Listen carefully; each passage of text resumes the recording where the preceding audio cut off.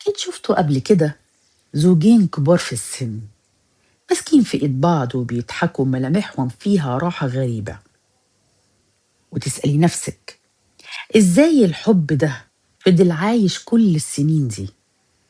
في المقابل في ناس تانية حبهم كان نار في البداية، لكن بعد شهور أو سنين بقوا غربة عن بعض. السر، هل في ناس محظوظة ولا في حاجة بيعملوها فعلا بتخلي علاقتهم تعيش؟ في الفيديو ده هنتكلم عن الأسرار الحقيقية اللي بتخلي بعض الأزواج يفضلوا يحبوا بعض لسنين طويلة حتى بعد المشاكل والضغوط والمسؤوليات. العلاقات في البداية غالبا بتكون سهلة، المشاعر بتبقى قوية، الاهتمام موجود، كل حاجة جديدة ومثيرة. لكن التحدي الحقيقي مش إنك تقع في الحب ده، التحدي الحقيقي إن الحب ده يفضل موجود بعد سنين طويلة، بعد الخلافات وبعد الروتين وبعد التعب والمسؤوليات. ناس كتير فاكرة أن الحب بيختفي طبيعي مع الوقت، لكن علماء النفس بيقولوا أن الحب مش بيختفي فجأة، هو بس بيتحول. في البداية بيكون شغف ولهفة، وبعدها لازم بيتحول لاحتواء، أمان، وصداقة عميقة. الناس اللي علاقتهم بتنجح مش لأن حياتهم كاملة، لكن لأنهم عرفوا يحافظوا على بعض وسط الفوضى. في الفيديو ده هنعرف السر الحقيقي ورا العلاقات الطويلة، العادات اليومية اللي ممكن تحافظ على الحب، أخطاء صغيرة بتقتل المشاعر بالتدريج، إزاي بعض الأزواج بيقعوا في حب بعض من جديد حتى بعد سنين. أكبر كذبة الناس بتصدقها إن العلاقات الناجحة بتكون بدون مشاكل. الحقيقة كل الأزواج بيتخانقوا، كل العلاقات بيحصل فيها سوء تفاهم، لكن الفرق الحقيقي في طريقة التعامل مع المشكلة. الأزواج اللي حبهم بيعيش ما بيحاولوش يكسبوا الخناقة، بيحاولوا يكسبوا بعض. احنا مش في سباق مين اللي هيزايد على التاني ومين اللي الخناقة هتنتهي بالانتصار لصالحه. لا، احنا نحاول ان احنا نكسب بعض. مثال واقعي، زوج رجع من الشغل متوتر وعصبي، رد بعصبية على مراته. في علاقة سامة الموضوع بيتحول لحرب،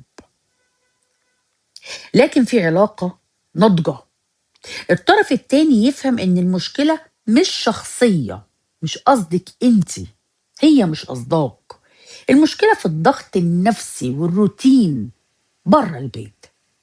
وده مش معناه السكوت على الغلط، لأ، لكن معناه إنهم بيتعاملوا بعقل مش بإهانة.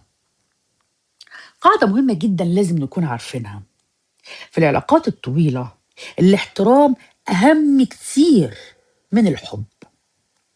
لأن الحب ده يا جماعة ممكن يضعف للحظات، لكن الاحترام لو اختفى العلاقة بتنهار تماما. أغلب الناس تفتكر إن العلاقات بتعيش بسبب اللحظات الكبيرة، لكن الحقيقة إن الحب بيعيش بسبب الحاجات الصغيرة اليومية، رسالة بسيطة، ضحكة، حضن بعد يوم صعب، كلمة أنا فخور بيكي أو فخورة بيك. الحاجات دي ممكن تبان بسيطة جدا، لكنها بتبني رابط عاطفي قوي جدا. ليه يا جماعة التفاصيل الصغيرة دي بتبقى مهمة؟ لأن الإنسان بطبيعته محتاج يشعر إن هو مرئي وإن هو مهم. لما شريك حياتك يحس إنك ملاحظ تعبه، حزنه، أو حتى مزاجه، ده بيخلق أمان نفسي عنده. آخر حاجة وأخطر حاجة إن العلاقة بتتحول لروتين خالي من المشاعر. ناس كتير يعيشوا نفس البيت لكن عاطفيا بعيد جدا عن بعض. البعد ده يا جماعة بيبدأ من اختفاء التفاصيل الصغيرة اللي احنا بنقول عليها. أقوى العلاقات مش اللي فيها رومانسية طول الوقت، لكن اللي فيها صداقة حقيقية. يعني إيه؟ يعني شريكك يكون صاحبك، الشخص اللي بترتاح معاه، اللي تحكي له بدون ما تخاف، بدون قيود، الضحكة معاه حتى في أصعب الأيام. الرومانسية مهمة جدا، لكن الصداقة هي اللي بتحافظ على العلاقة وقت التعب. مثال على كده مثلا لما الحياة تضغطك، الجمال والشكل ما بيكفوش، اللي بيفضل هو إيه؟ هل الشخص ده مريح نفسيا ولا لا؟ الأزواج اللي بيعيش حبهم سنين بيكونوا غالبا أصحاب قبل أي حاجة، والصحوبية هي اللي بتلعب الكارت الربحان في الوقت ده. في فرق بين النسيان والتسامح. أي علاقة طويلة لازم يحصل فيها أخطاء، كلمة جرح، تصرف غلط، إهمال في لحظة معينة. لو كان خطأ يتحول لعقدة دايمة، العلاقة هتموت بالتدريج.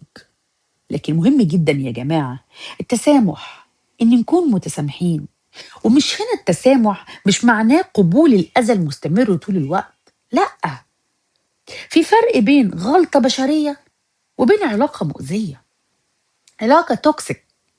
الأزواج الناجحين بيعرفوا يتكلموا ويصالحوا ويبدأوا من جديد صفحة جديدة، واغفر وتغفر وتسامح وأسامح.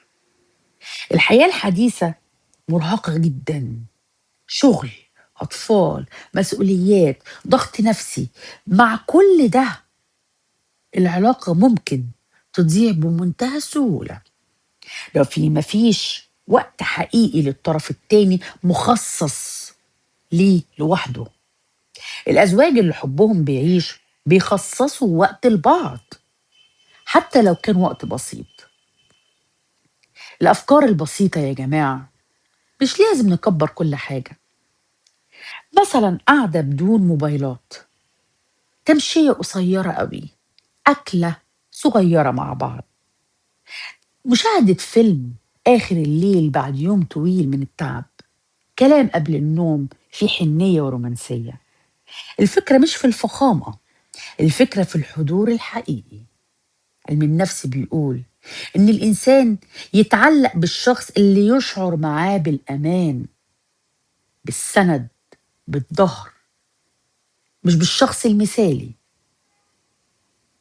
الأمان يعني ما تخافيش من التعبير عن نفسك، يعني ما تحسش إنك دايما مهدد بالفقد، تحس إن في حد في ظهرك، زي ما قلت السند والظهر. الأزواج اللي بيعيش حبهم سنين غالبا وفروا لبعض الإحساس ده كله، بيكونوا سند وأمان وظهر وصاحب وصديق وحب ورومانسية وأيام جميلة ولحظات ما بتتنسيش. عشان كده حبهم بيستمر. الحب الحقيقي مش دايما صاخب، أحيانا الحب الحقيقي هادي جدا، نظرة، اهتمام، في وجود ثابت. وده النوع اللي دايما لازم يكسب ويعيش.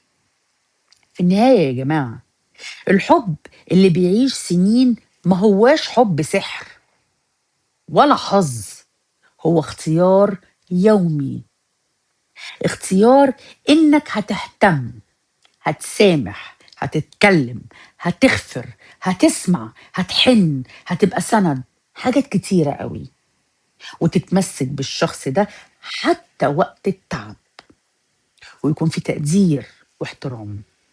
العلاقة القوية مش خالية من مشاكل خالص، هي فقط فيها شخصين قرروا ما يسيبوش بعض بسهولة ولو بطلوع الروح. ولو وصلت لحد هنا قولي في التعليقات ايه اكتر حاجة بتخلي اي علاقة تستمر من وجهة نظرك. ما تنسوش الاشتراك وتفعيل الجرس عشان فيديوهات اكتر عن العلاقات والحياة النفسية.